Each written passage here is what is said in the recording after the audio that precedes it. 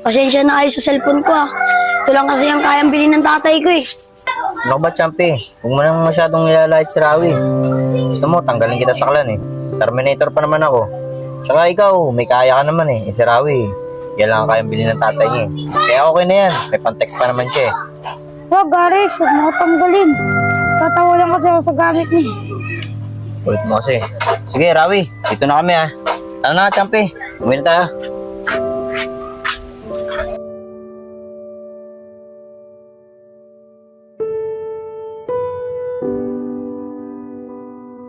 Oh, Rawi, magkano palulod mo?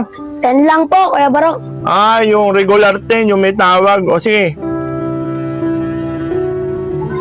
O, tingnan mo kung pumasok na.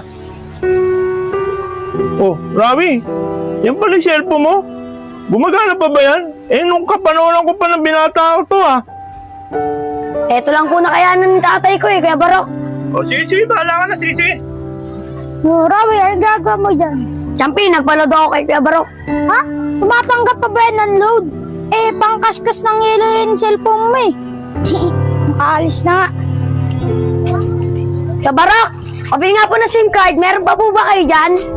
Sir Rizal, pwede ba akong makahingi po ng form? Sasali kasi yung kaibigan ko. Ayan, sisend ko na. Tagal mag-text ni Jose Rizal.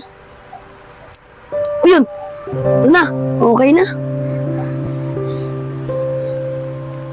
Ano kayang magandang code name ng babae?